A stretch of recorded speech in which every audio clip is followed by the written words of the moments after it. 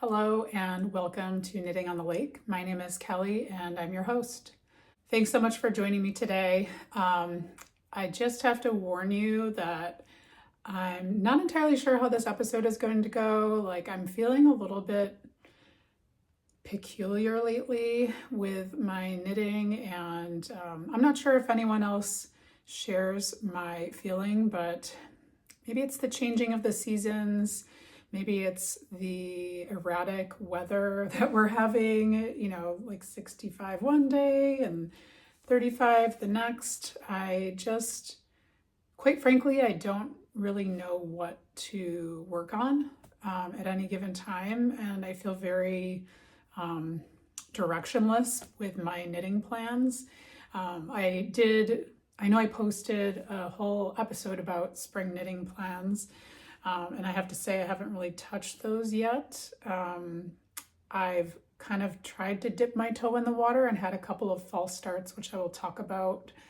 But I also just want to talk about getting stuck and feeling stuck and like you don't know what to do. And I have one sort of technique or tactic that I employ when that happens to me.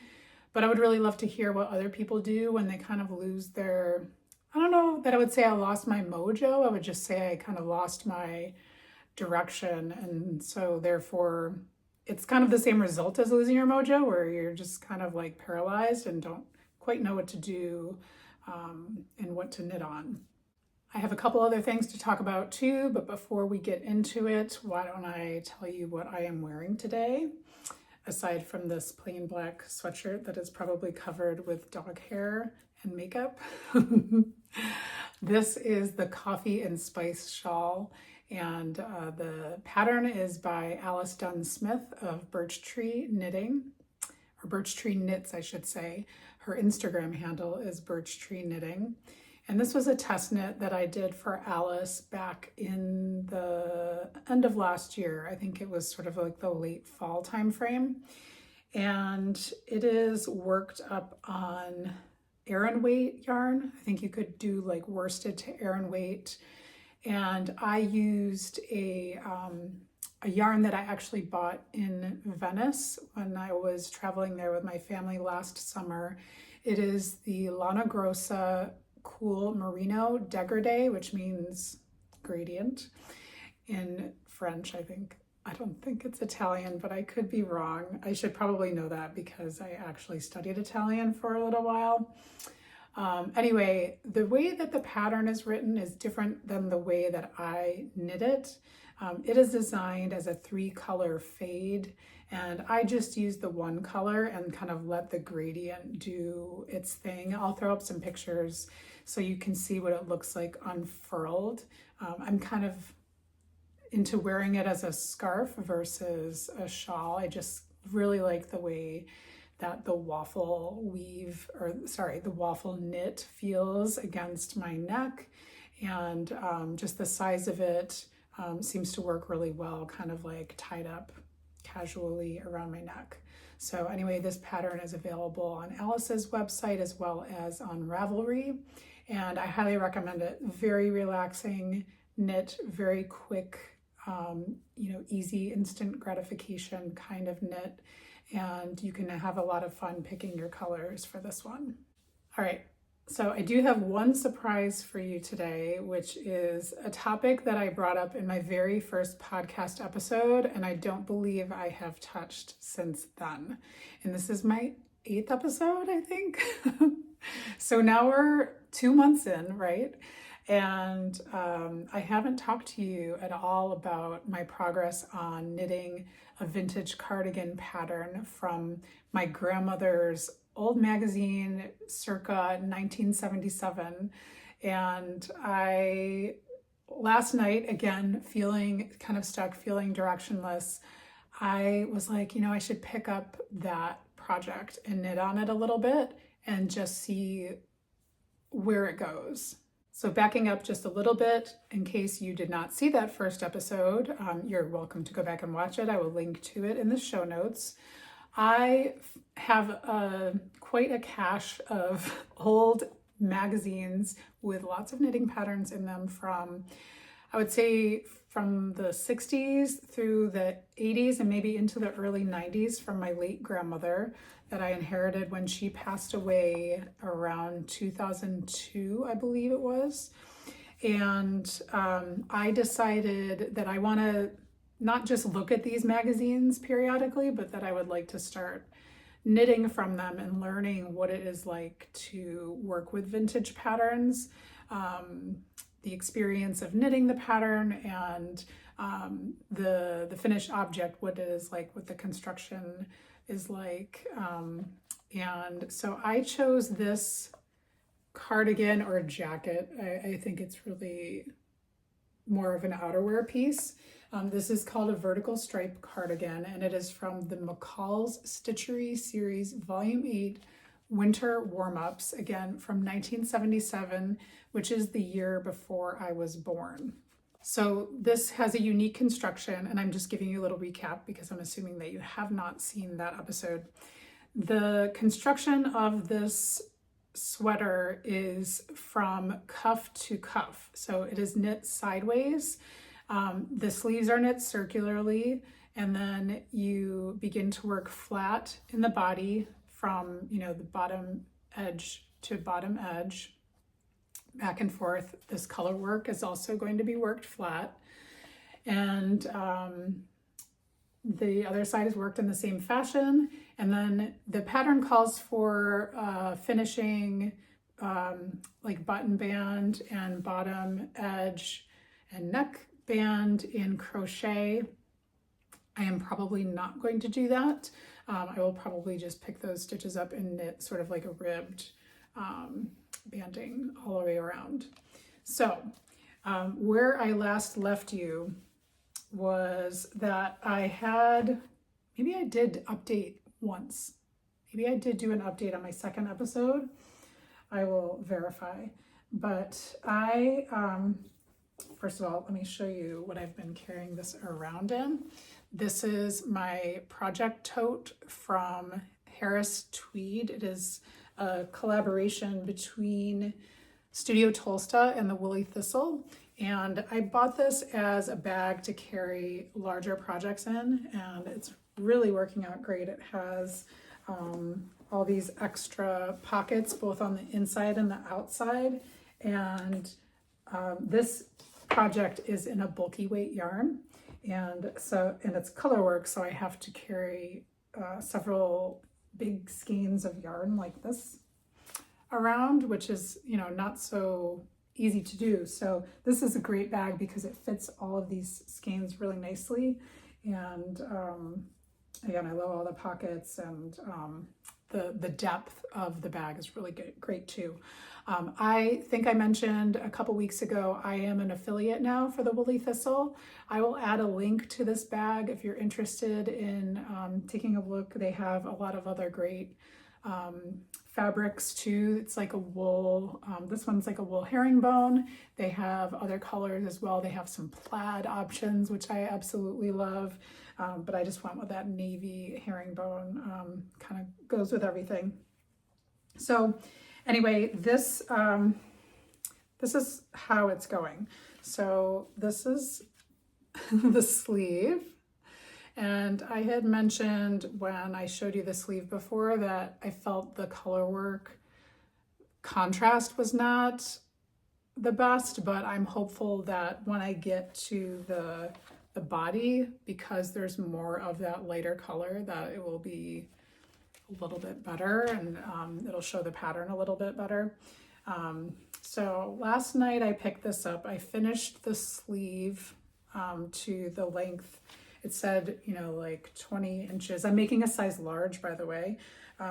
It said like 20 inches to the underarm. So I'm kind of holding it up and making sure. I knit probably a ½ an inch more than what it recommended, just to be safe. And then I followed the directions, which said to cast on 60 stitches, then knit across the stitches of the sleeve, which were in the round. I don't know if you can see that. I'll insert a picture too that I took earlier when I was knitting on this in like a coffee shop. So you knit around the stitches of the sleeve, and then I had to cast on an additional 60 stitches on the other side. And the first step after that says to knit, for my size, 15 rows in flat in the main color, which is this, the yarn that I'm using is Brown Sheep Lamb's Pride. I can't remember the name of the color, but I'll put all my yarn colors in the show notes so that you can see. But I have not yet gotten to the color work. I did kind of think this would be quicker than it is. Honestly, it's been a little bit awkward to, you know, once you get to this sleeve section, just negotiating this, it's sort of like trying to knit in the round when you have too few stitches on your needles and you really need to like switch to double points or magic loop or something. So it kind of feels like that right now, but I think once I get out further from the sleeve, it'll feel a little bit more like just I'm knitting a flat piece of fabric. But right now, you know, I'm only 4 rows in. And I also think I need to switch to a metal needle. I'm using my interchangeable needle set, which is from Lantern Moon, which is really a fantastic set. I think it's a really great all-purpose set, but I'm finding it just a little bit sticky for this particular project. And again, because of the particulars of this like sleeve section where I have to basically go around in a circle instead of just going straight across, I think it might be better to use metal. So I might just go buy a fixed size 11 needle. That's the other thing. Working with this kind of needle is such a different feeling than, you know, I've been working on projects with size 3s, size 4s, size 5s is sort of probably my most used size needle.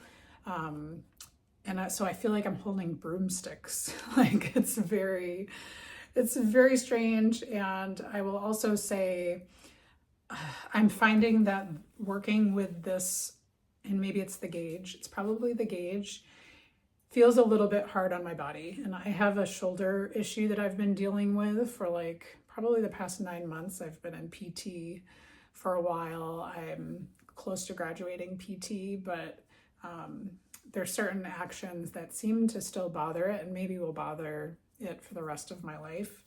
And so this isn't unfortunately a project that I'm going to be able to just hyper focus on for hours and hours. It's going to be one that I pick up for a couple hours and put down and maybe don't pick up again for days. It's also definitely not something that that I'm in any hurry to finish at this point, because by the, you know, it's so thick. It's just extremely, extremely heavy and warm. And so even like on a cooler day in the spring, like the idea of wearing this as outerwear at this point is like, you know, within the next 2 weeks, it's just not going to be a possibility. So I think I'm just going to chip away at this. I'm going to provide updates every now and then on how it's going. I think I will wait until I get to the colorwork section of the front right side, which is, yeah, I started with the right sleeve and I'm working my way up. It's very disorienting to knit this way, by the way. I'm like, I'm on the shoulder now. Like apparently this is the shoulder. Yes, when I get to the color work section on the body, I will provide another update. I will say I found, you know, again, just getting back to sort of the process of knitting this pattern, as with many vintage patterns, the instructions are far less detailed than what we have gotten used to seeing in more contemporary patterns, especially those that are independently published. And there weren't really any specific directions on how to knit those stitches around the sleeves, how to pick up, how to cast on the stitches, like what method to use. So, you know, it wasn't hard for me to figure out, but it is a little bit of like an adjustment because you're used to seeing those kinds of specific directions. So more to come on the vintage cardigan, and I never showed you this, did I? It's a little bunting, and I think it's an entrelac. Wow, that is a lot, right? I'm not going to knit that, by the way, but if anyone wants to knit it, I'm happy to send you the pattern. This is out of print for a really long time, and you know, I'm happy to scan that pattern and send it to you if you're interested. So that's my update on knitting from a vintage cardigan pattern from 1977, the vertical stripe cardigan. All right, getting back to what I first started talking about, which was the feeling of being stuck. And what do you do when you feel stuck?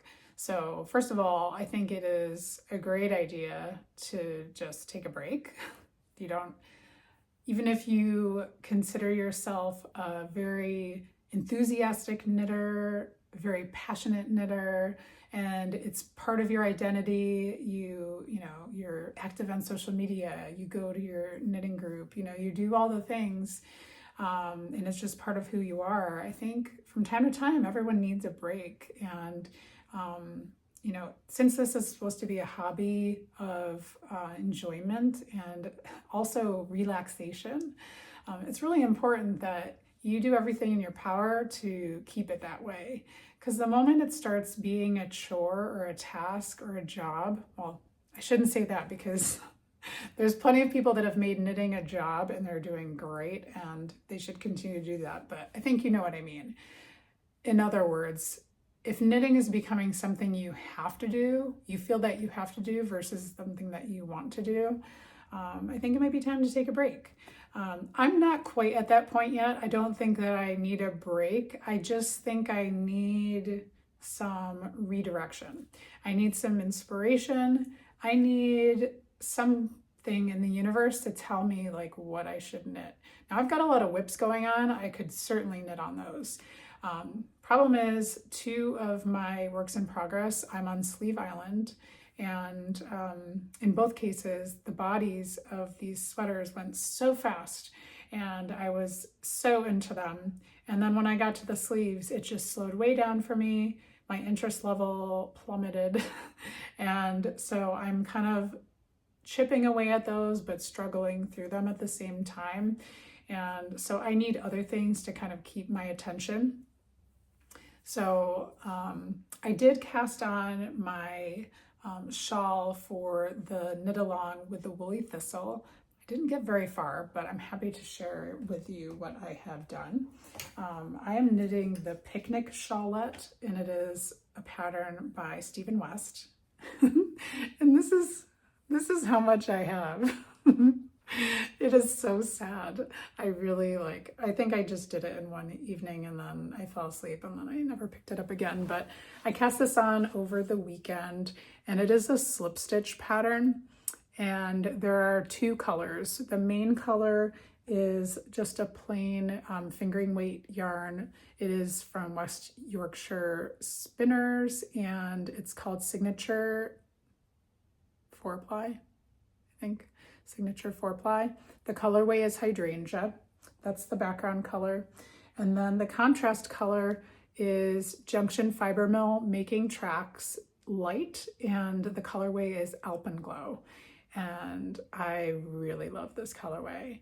I was kind of going for more of like a pastel look with this combination, you know, but still with some contrast. I purposefully picked from the part of the yarn that was a little less contrasting for this tip part, because when the shawlette is done, this is going to be the part you notice least.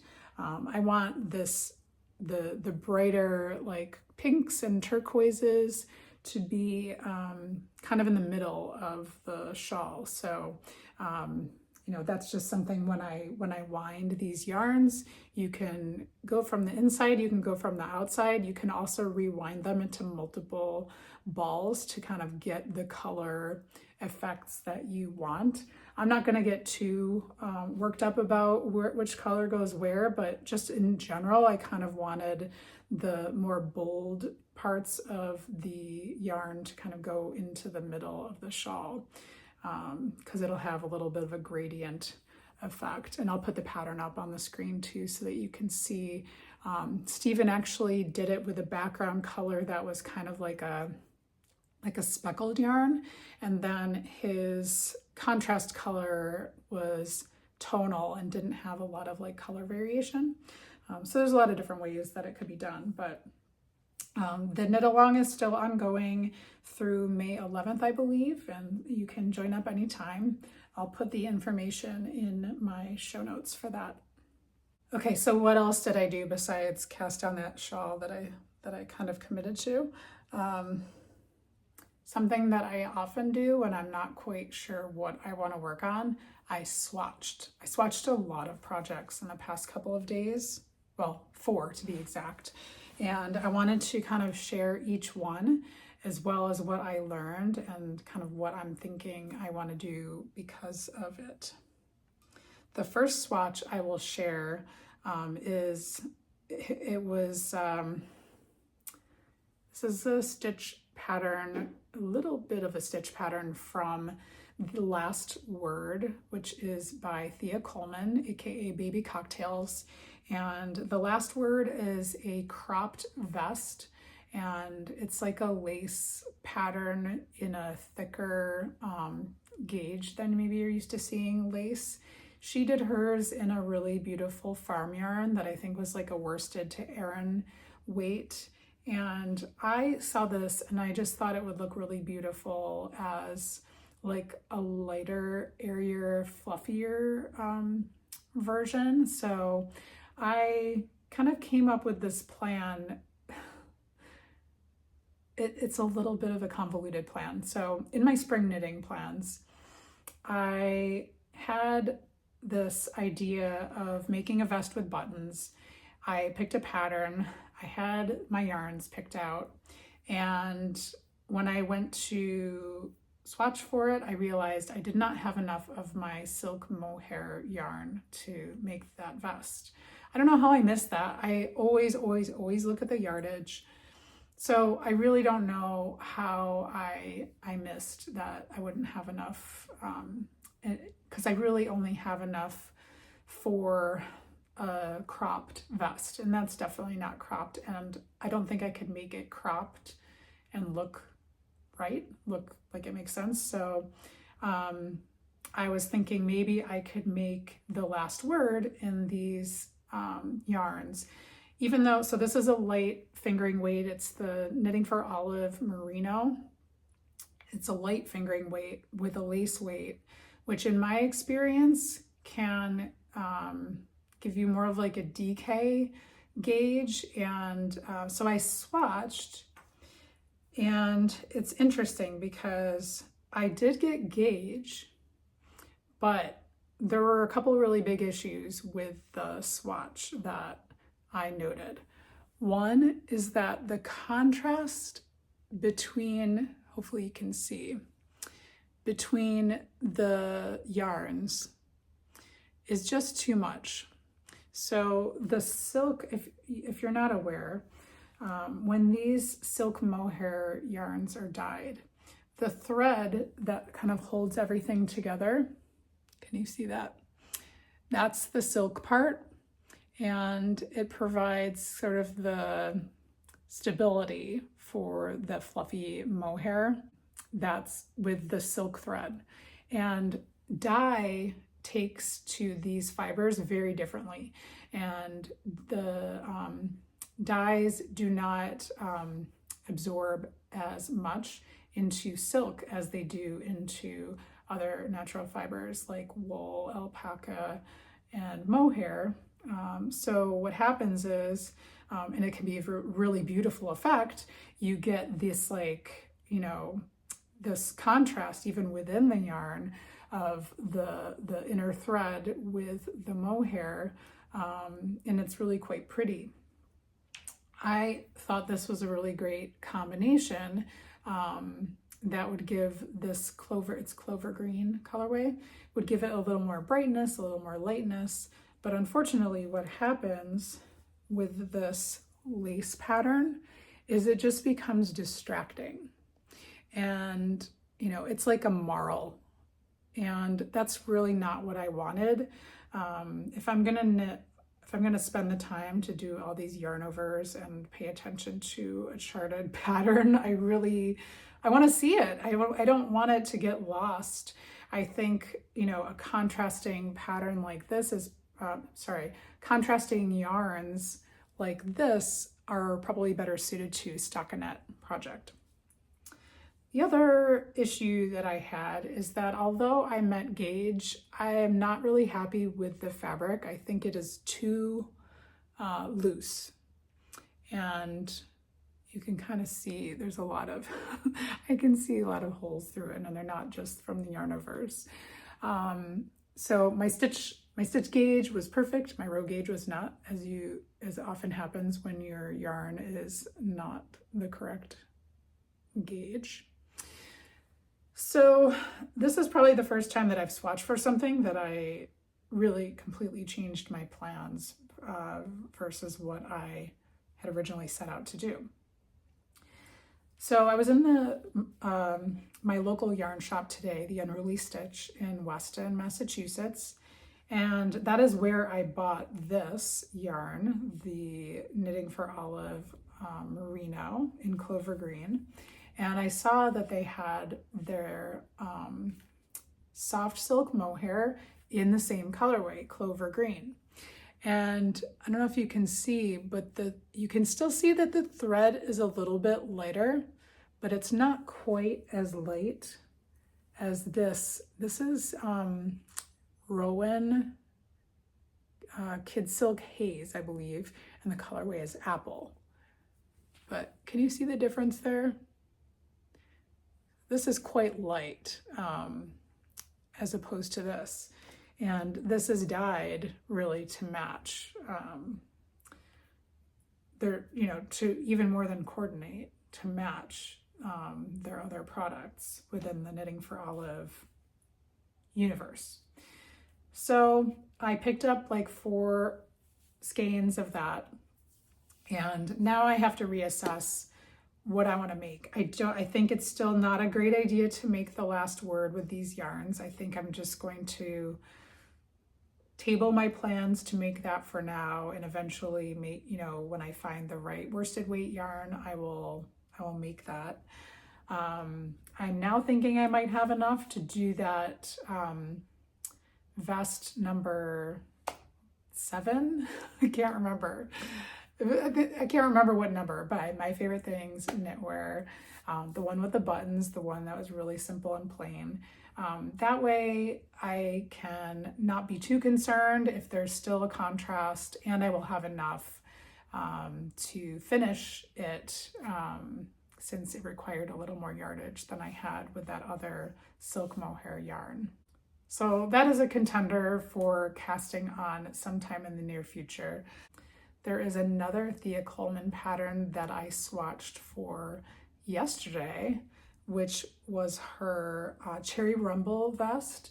And this is one that I've had my eye on for a little while, and I had a particular idea for it that I was going to use one of my yarns from the Bloom Woolens Yarn CSA, which I just got this week. It was shipped out before that, but this week was when I was able to pick it up from my post office. And I didn't swatch the lace section in the bottom. Essentially in the pattern, it sounds like she sizes up her needle size for that.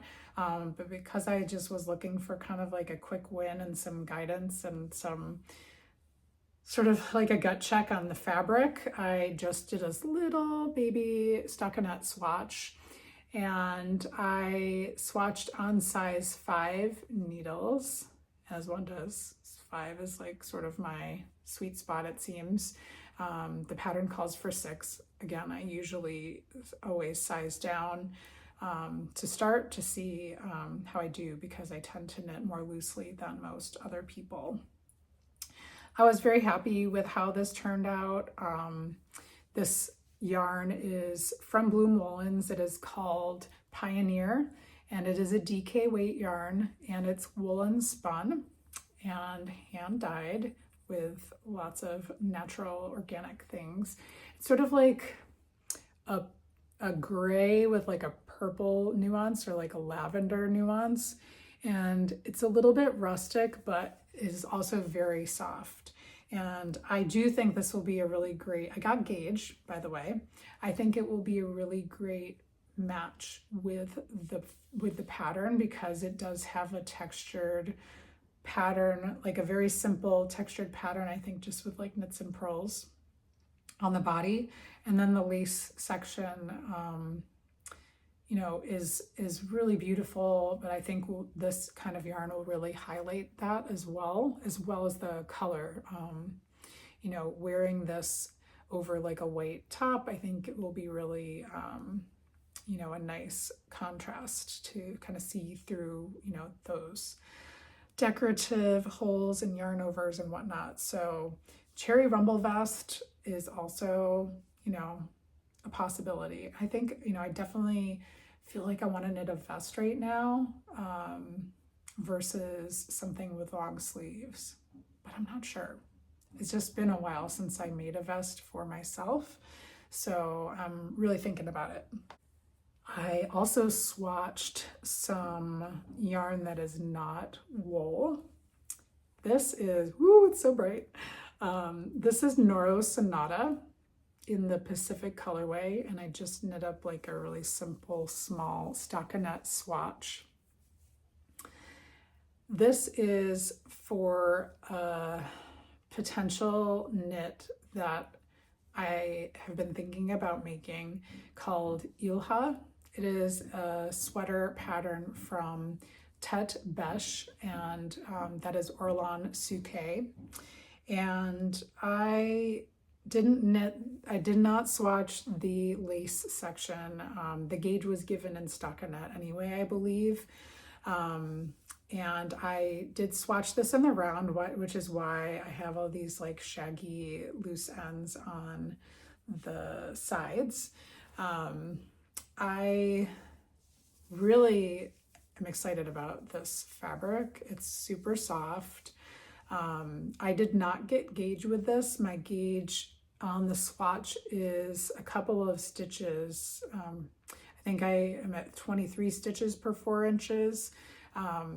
The pattern calls for 21, and it is, so I think because it calls for like a fingering weight yarn, this is actually sport weight yarn, but it's very close to fingering gauge, I would say. At 21 stitches per inch, which is the pattern gauge, that's a pretty loose fabric, and I am not sure I want to go that loose. I think I would want like a sturdier fabric that still has the drapiness, which this does. So my thinking is that I might size up for this. I just need to do a little bit of math to make sure that that is enough to size up one size. If I do recall, the pattern has a bit of ease, and so I might have a little bit of play in there. This is a long sleeve sweater. I could make it short sleeves, but I see it more as like a long sleeve piece for myself. This yarn is a cotton blend. It has, I don't remember all the contents, but it's cotton, viscose, silk, and nylon, I think. I don't remember the percentages, but I'm pretty sure it's in that order. The most is cotton, and it does have a little bit of a sheen. It's definitely a tonal yarn, although you don't see as much of that tonality playing out in this small amount of knitting. You can also see there's some places that are a little slubby looking, where the yarn is kind of thick and thin. But I don't think that's going to be a big part of the appearance of this. The sweater has a lace yoke, and then just kind of goes onto like straight stockinette for the sleeves and the body. I think this would be a really great layer for summer evenings and spring days. So I am thinking about when I want to make this, but the good thing is when I am ready, I'll know exactly. I have my yarn all caked up. I have my, I know what I want to do in terms of sizing, and I'll be ready to rock when I decide. All right, there's one more swatch that I did. I hope it's not really boring to look at swatches, but I just wanted to kind of share one of the tactics I used when I feel a little bit stuck, because I do find that it gives you a little bit of like a push to know which direction you want to go in.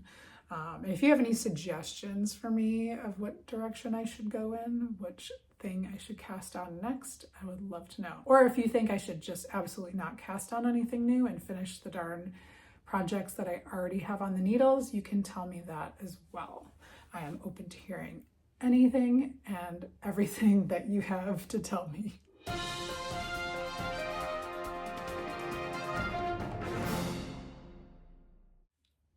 All right, there's one more swatch, and this is a swatch of Juniper Moon Farm Cumulus, and that is a yarn that is almost entirely cotton with just a little bit of nylon.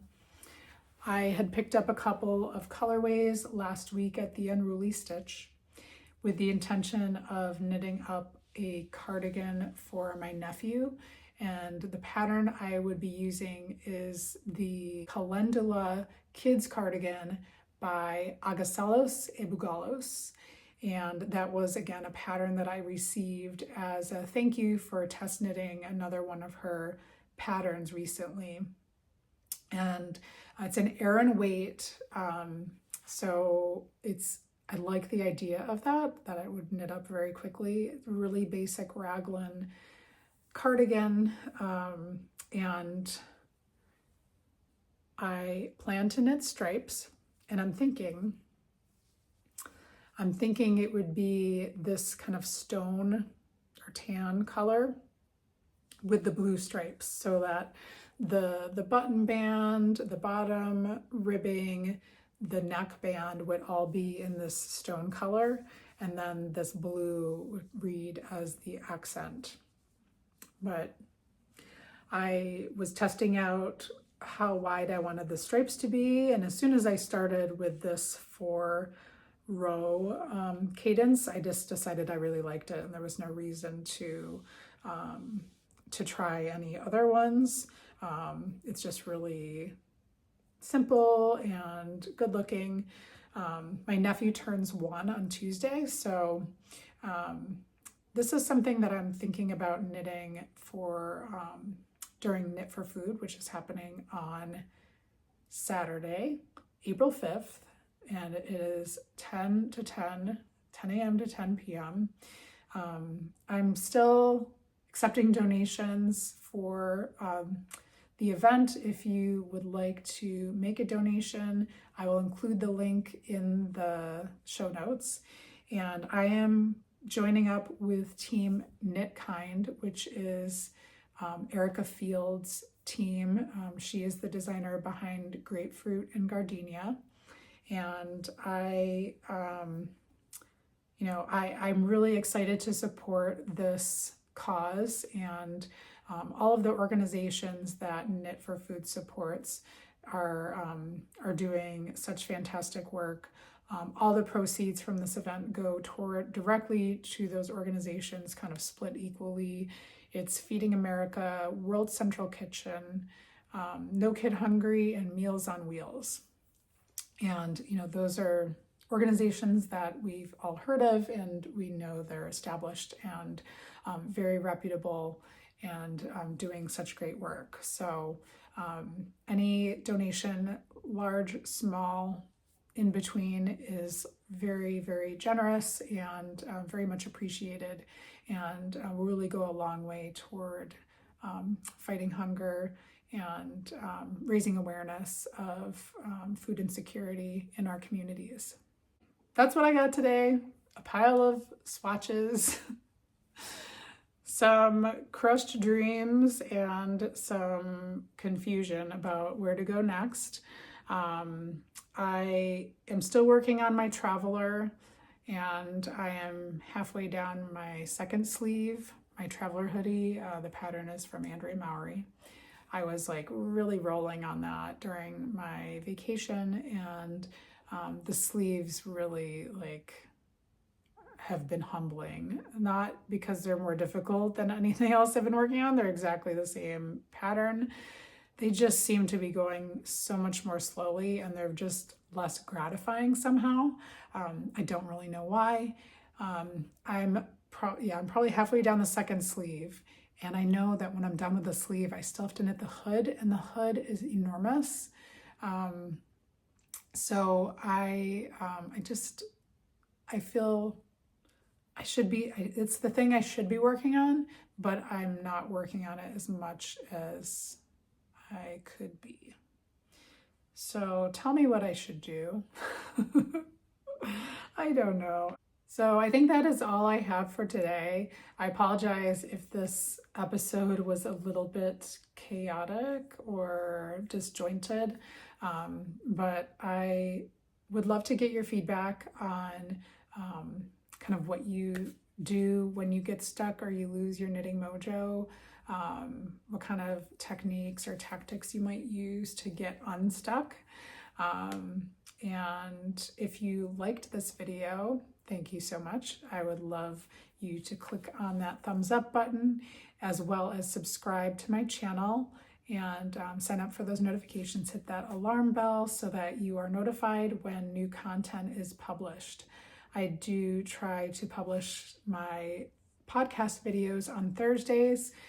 So far, I haven't missed a Thursday, and I can't guarantee that will never happen, but I am trying to be predictable for your benefit as well as for the algorithm, though I don't really know that the algorithm even knows anything about me at this point, gauging from my views. So if you found me, I am super grateful. Thank you so much, and I look forward to seeing you next week.